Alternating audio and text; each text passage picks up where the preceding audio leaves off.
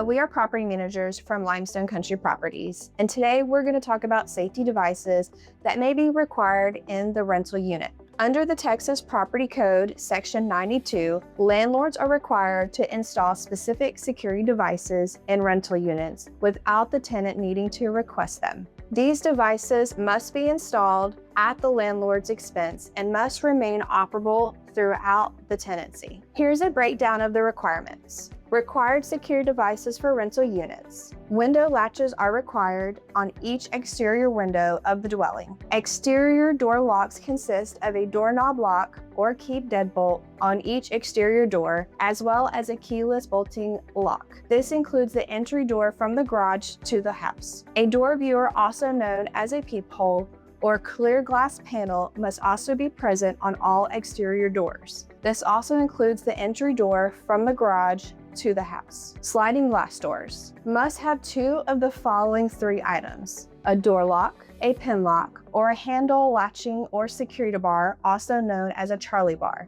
On French doors, one door must meet the standard exterior requirements. The other must have a key deadbolt or keyless bolting device into the door jamb and the floor/threshold, or bolting operative from the edge of the door into the jamb and floor. Exceptions would be for elderly or disabled tenants. If the tenant is over 55 or has a physical or mental disability and the landlord is required to check on them regularly, the keyless bolting devices may be excluded. Tenants in this category must also request in writing that the device be installed. Now let's talk about maintenance and repair devices. Devices must be functional during the lease. If a required device is missing or broken, tenants can request repairs, and the landlord must respond within a reasonable time, typically 7 days. Tenants may install the devices and deduct the costs from the rent if the tenant fails to act, but following the property code requirements for proper notification is key. So now let's start talking about a summary of property code requirements and also health and safety code requirements for smoke alarms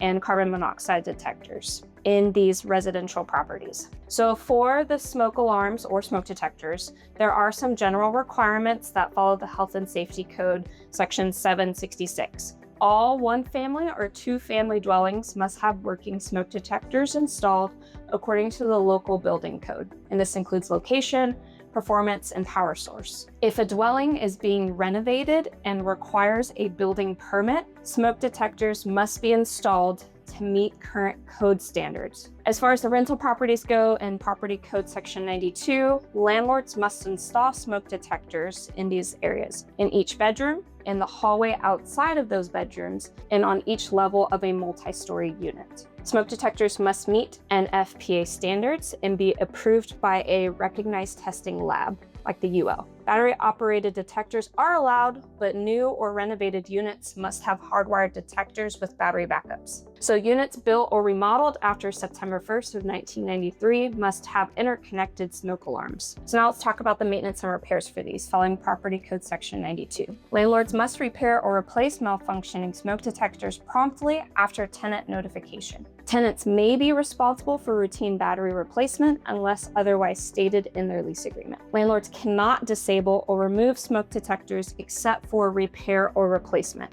And this just kind of follows the Texas Property Code in regards to rentals. Smoke alarm for hearing impaired persons in Property Code Section 92 and Health and Safety Code Section 76. They must be capable of alerting hearing impaired individuals in the bedrooms. Tenants or buyers can request installation with proper documentation, and that's in the health and safety statutes. Now let's talk about carbon monoxide detectors. There are general requirements for those that are in the Health and Safety Code Section 766. The Texas Department of Insurance provides public information on the dangers of carbon monoxide and the importance of detectors. Landlords do have responsibilities for these as well.